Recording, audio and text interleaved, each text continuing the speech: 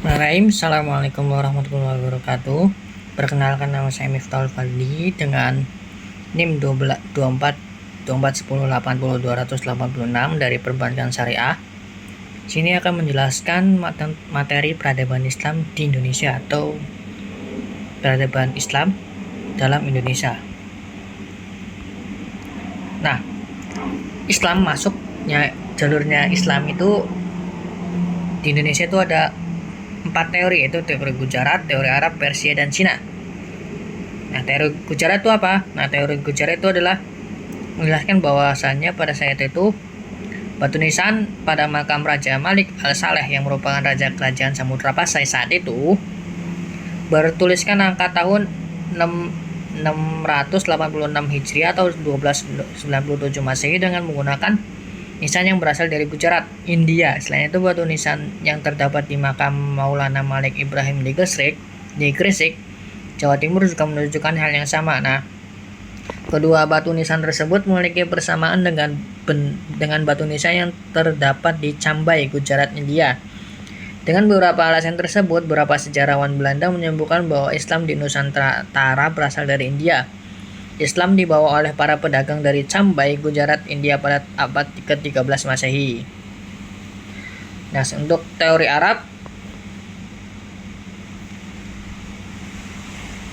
teori ini mengatakan bahwasannya Islam itu masuk ke Indonesia langsung dari Mekah ataupun Arab sebagai pusat agama Islam sejak abad pertama Hijriah 7 Masehi.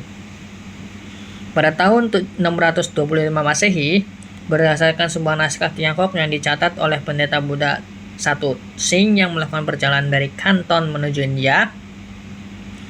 Perjalanan tersebut menggunakan kapal bernama Poseidon pada tahun 674 Masehi sehingga di Boga yang sekarang dikenal dengan nama Palembang, yaitu Sumatera Selatan. Nah, di Boga ini yang menemukan sekelompok bahasa Arab yang telah bermukim di pantai barat Sumatera, yaitu pantai Barus.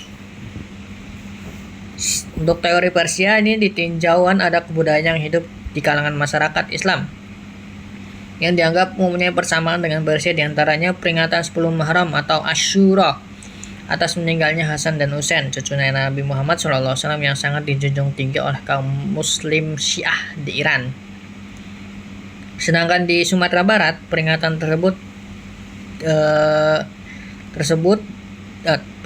tersebut disebut dengan upacara tabwik atau upacara tabut. Sedangkan di Pulau Jawa ditandai dengan pembuatan bubur suro.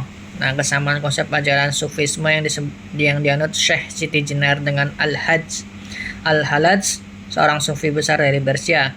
Terus penggunaan istilah bahasa Iran atau Persia dalam sistem mengeja huruf Arab untuk tanda-tanda punya harokat ditemukannya pada makam Maulana Malik Ibrahim pada tahun 1419 di Gresik.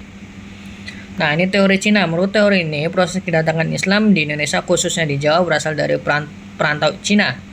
Ajaran Islam telah sampai di Cina pada abad ke-7 Masehi, di mana agama ini baru berkembang. Nah, menurut kronik pada masa dinasti Tang 1618 sampai 960 di daerah kantong Zhangzhou, Guangzhou, dan pesisir Cina bagian selatan telah terdapat sejumlah pemukiman Muslim atau pemukiman orang Islam.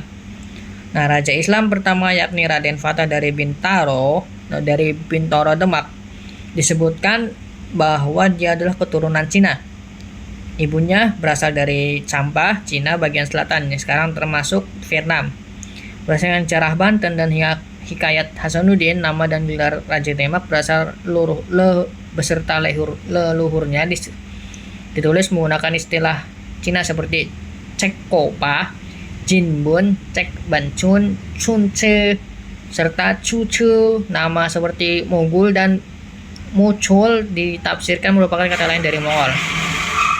Nah, strategi dakwah Islam di Indonesia ini ada 4, yaitu dari perdagangan, perkawinan, pendidikan, kesenian, dan kebudayaan. Nah, dari perdagangan merupakan media dakwah yang paling banyak dilakukan oleh para penyebar Islam di Indonesia. Kesibukan lalu lintas perdagangan pada abad ke-7 Masehi hingga ke-16 Masehi. Jalur ini mungkin karena orang-orang Melayu telah lama menjalin kontak dagang dengan dunia luar.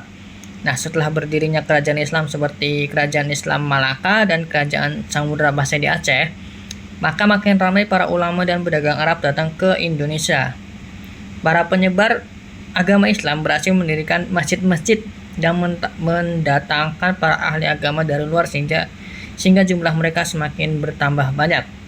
Lalu yang kedua adalah proses penyebaran Islam di Indonesia juga banyak dilakukan melalui pernikahan antara para pedagang Muslim dengan wanita Indonesia. Nah, jalur perdagangan internasional inilah yang dikuasai oleh para pedagang menjadikan para pedagang Islam memiliki kelebihan secara ekonomi. Nah, para pedagang Muslim yang tertarik dengan wanita Indonesia ingin menikah mensyaratkan bahwa wanita tersebut harus memeluk agama Islam sebagai prasyarat dalam sebuah pernikahan. Jika pernikahan terjadi antara keluarga bangsawan dengan saudagar Muslim, tentu akan semakin menguatkan posisi masyarakat. Posisinya di dalam masyarakat seperti pernikahan antara Raden Rahmat atau Sunan Ampel dengan Nyai Manila dan Raja Brawijaya V dengan Putri Campa. Lalu ada pendidikan. Para ulama banyak mendirikan lembaga pendidikan Islam. Di lembaga pendidikan inilah para ulama semakin menguatkan posisi agama Islam dengan pengajaran keislaman. Salah satu lembaga Islam yang menjadi ciri awal penyebaran Islam adalah pesantren. Istilah pesantren digunakan untuk menunjukkan bahwa lembaga pendidikan yang banyak digunakan oleh ulama di Jawa dan Madura, sementara di Aceh dikenal dengan nama Dayah. Di Minangkabau dikenal dengan istilah surau. Kalau di Jawa diistilah dengan langgar ataupun masjid. Nah, lalu ada di kesenian dan kebudayaan. Para tokoh penyebar Islam mengajarkan Islam menurut bahasa dan adat istiadat masyarakat setempat. Nah, sebagian besar nama-nama mereka telah melegenda, yaitu Wali Songo. Wali Songo itu adalah wali atau para pendakwah yang berjumlah 9. Penyebaran Islam melalui kesenian ataupun kebudayaan termasuk yang paling banyak memengaruhi masyarakat, yaitu melalui wayang, sastra, ataupun kesenian lainnya. Pendekatan jalur kesenian dilakukan para penyebar Islam untuk menarik perhatian masyarakat, sehingga tanpa terasa mereka pun tertarik pada ajaran Islam. Nah, ini ada Masjid Menara Kudus yang berada di Kudus. Ini adalah Masjid Kesultanan Ternate yang menggunakan kebudayaan dan sosial. Nah, untuk ini Islam di Sumatera. Wilayah Nusantara yang pertama kali dimasuki oleh Islam itu adalah pantai barat di Sumatera dan daerah Pasai di Aceh. Utara yang kemudian masing-masing kedua daerah tersebut berdiri kerajaan Islam pertama, yaitu Kerajaan Perlak dan Samudra Pasai. Pada tahun 1524 Masehi di Pasai dianeksasi oleh Raja Aceh Ali Mogod Shah.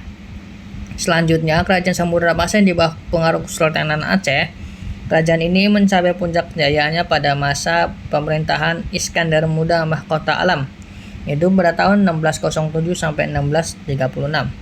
Tahun 1566 Masehi dilaporkan 5 kapal dari Kerajaan Asyik atau Aceh berlabuh di bandar pelabuhan Jeddah. Ukhuwah yang erat antara Aceh dan Timur Tengah itu pula yang membuat Aceh mendapatkan sebutan Serambi Mekah. Lalu Islam di Pulau Jawa. Perkembangan Islam di Jawa itu relatif cepat seiring dengan semakin lemahnya Majapahit. Komunitas Islam di Jawa kemudian mendirikan kerajaan Islam pertama, yakni di Kerajaan Demak. Dalam perkembangannya, Kerajaan Demak tumbuh menjadi pusat penyebaran agama Islam ke berbagai daerah Indonesia seperti Maluku, Sulawesi, dan Kalimantan. Islam di Sulawesi. Menurut catatan Kompani Dagang Portugis pada tahun 1940 saat datang ke Sulawesi, di tanah ini sudah ditemui pemukiman Muslim di beberapa daerah. Pada tanggal 22 September tahun 1605, Karaeng Tonigalo, yaitu Raja Goa yang pertama memeluk Islam, yang kemudian bergelar Sultan Alauddin Al-Awwal pada tahun yang mempunyai perasa perintahan, yaitu 1591 sampai 1636, dan diikuti oleh Perdana Menteri atau wazir besarnya, itu Karaeng Matopa. Setelah resmi menjadi kerajaan bercorak Islam di Gua Talo, menyampaikan pesan Islam kepada kerajaan lain seperti Luwu, Wajo, Sopong, dan Bone. Raja Luwu segera menerima pesan Islam diikuti oleh Raja Wajo tanggal 10 Mei 1610 dan Raja Boneh yang bergelar Sultan Adam menerima Islam pada tanggal 23 November 1611 Masehi. Islam di Kalimantan. Nah, Islam masuk di Kalimantan atau yang dikenal dengan Borneo melalui 3 jalur, yaitu jalur pertama melalui Malaka yang dikenal dengan sebagai kerajaan Islam setelah Perak dan Pasai. Jalur kedua yaitu Islam datang disebarkan oleh para mubalik dari tanah Jawa. Ekspedisi dakwah ke Kalimantan ini mencapai saat kerajaan Demak berdiri. Nah, Demak mengirimkan banyak mubalik ataupun para pendakwah ke negeri ini atau menyebarluaskan ke Indonesia atau Nusantara. Jalur ketiga itu para dai datang dari Sulawesi atau Makassar, terutama dai yang terkenal saya itu adalah Datu Ri Bandang dan Tuan Tunggang Parangan.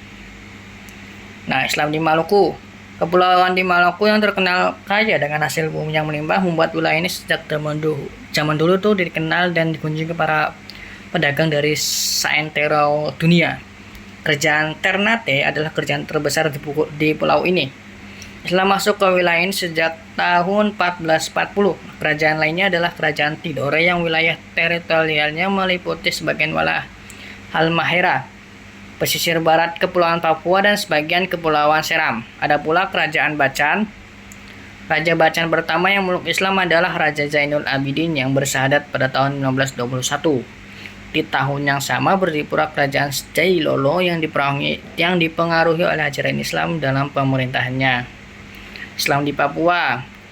Nah, beberapa kerajaan di Maluku yang wilayah teritorialnya sampai ke Pulau Papua menjadikan Islam masuk pula di Pulau Cendrawasih. Banyak kepala suku di wilayah Weigo, Misol, dan beberapa daerahnya itu yang di bawah administrasi Kerajaan Bacan.